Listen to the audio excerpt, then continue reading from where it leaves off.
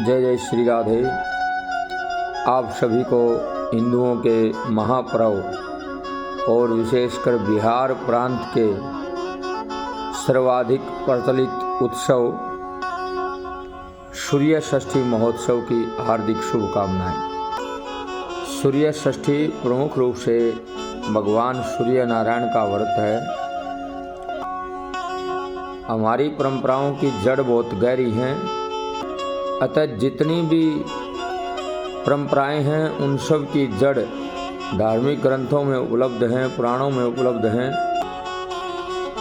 ब्रह्मवैवर्त पुराण में परमात्मा ने प्रकृति के रूप में अपने को दो भागों में विभक्त किया।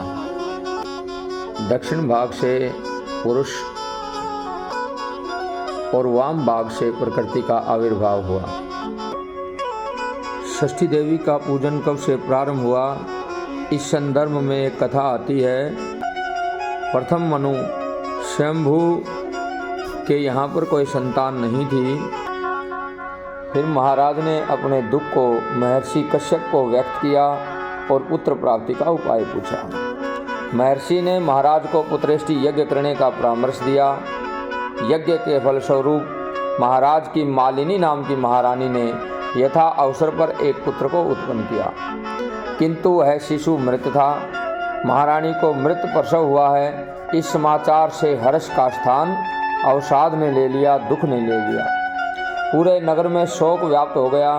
महाराज प्रियव्रत के ऊपर तो मानो वज्रपात ही हुआ हो। वे शिशु के मृत शरीर को अपने वक्ष से लगाए उन्मत्तों की भांति प्रलाप कर रहे थे, परंतु किम कर्तव्य विमूढ़ खड़े थे। किसी में इतना भी साहस नहीं था कि वह और्ध्व दैहिक क्रिया के लिए बालक के शव को राजा से अलग कर सके।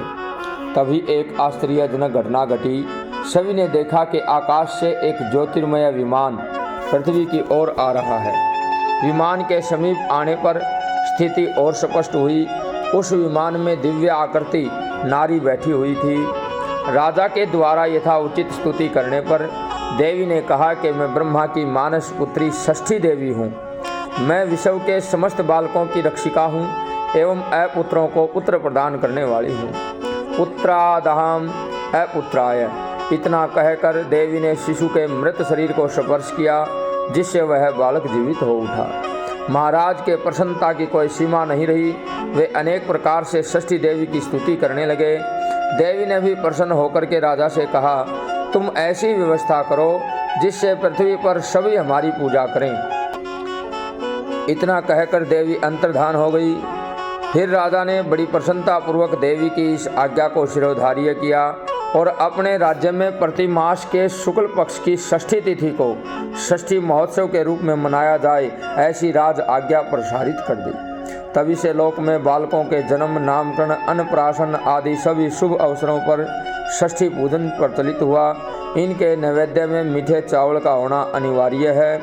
आज भी शिशु के जन्म से छठे दिन छठी पूजन बड़े धूमधाम से लोकगीत, सोहर, वाद्य, पकवानों के साथ मनाने का प्रचलन है। प्रसूता को प्रथम स्नान भी इसी दिन कराने की परंपरा बहुत जगह पर है। पुराणों में इन्हीं देवी का एक नाम कात्यायनी भी मिलता है, जिनकी पूजा नवरात्रों में भी षष्ठम कात्यायनीति के नाम से प्रचलित। स्कंद पुराण में भी एक कथा है कि नाग विद्या न कर्तव्या षष्ठी चैव कदाचन है।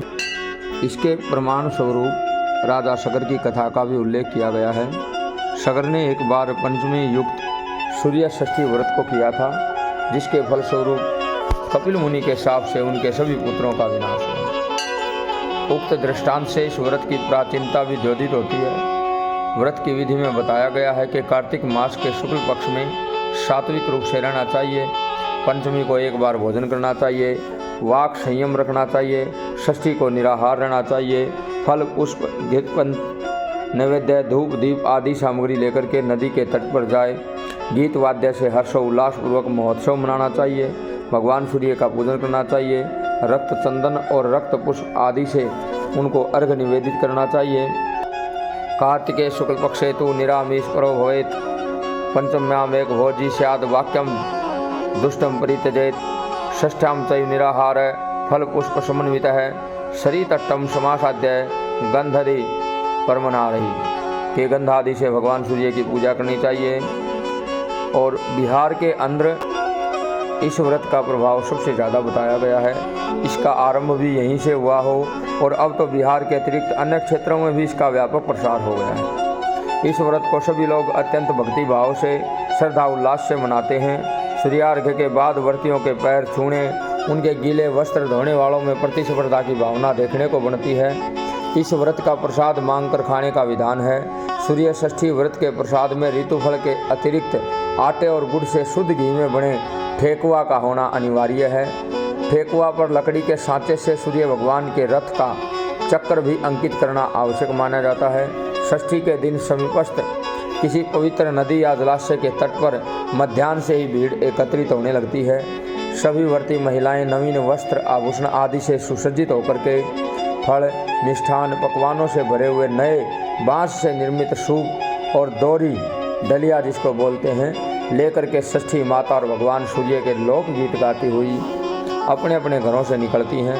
भगवान के अर्घ्य का सूप और डलिया ढोने का महत्व है। यह कार्य पति पुत्र या घर का कोई पुरुष सदस्य ही करता है। घर से घाट तक लोकगीतों का क्रम चलता है और ये क्रम तब तक चलता है जब तक भगवान भास्कर सायंकालीन अर्घ्य स्वीकार कर अस्ताचल को न चले जाएं। सूपों और डलियों पर जगमगाते हुए घी के दीपक गंगा आदि के तट पर बहुत ही आकर्षक लगते हैं।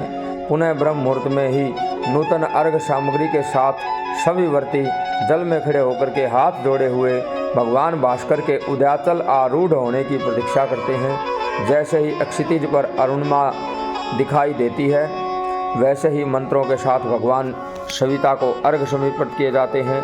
यह व्रत विसर्जन ब्राह्मण दक्षिणा एवं पारणा के पश्चात पूर्ण होता है। आप सभी को पुनः सूर्य षष्ठी की हार्दिक शुभकामनाएं। जय षष्ठी माता, जय षष्ठी माता।